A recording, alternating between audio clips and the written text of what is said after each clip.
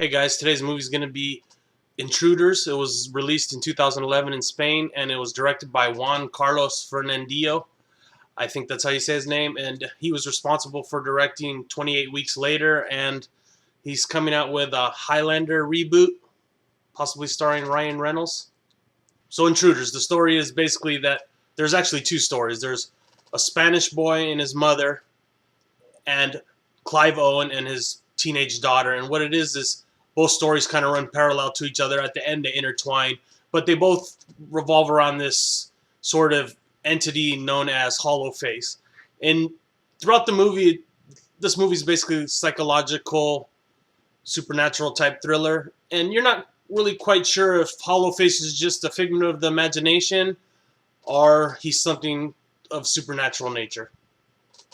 I don't know if that sounds right. So even though you're wondering the whole movie if it's real or not, it keeps you pretty entertained. A lot of people didn't like it. I kind of liked it a lot more than I thought I would. Overall, the acting, Clive Owen, great performance. The girl that played his teenage daughter, she's actually 12 in the movie, but she had a great performance also. She was good.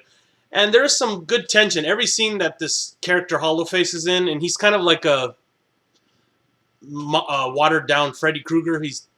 He just haunts the hell out of you. If you saw the beginning of the clip, it's kind of how he looks. He's very plain looking, but all the scenes with him are very creepy. So you have a pretty decent story, no blood and guts. So what else aren't people going to like about this? I'll tell you what people aren't going to like is the ending. The way they end this, a lot of people were complaining it's not a horror movie, blah, blah, blah, this, that. I liked it. It was something different, and it had a rational ending. I mean, what else do you want? But a lot of people aren't going to like it, so if you watch this movie, don't blame me if you don't like it. So what I'm going to give the movie is a 3.5 out of 5, slightly better than average. There's a couple things you aren't going to like. I mean, the ending I thought was a little hokey, but it did have a clear ending. They explain everything. I like the way the two stories intertwine, so I'm going to give it a slightly better than average at 3.5. If you've seen the movie, let me know what you think.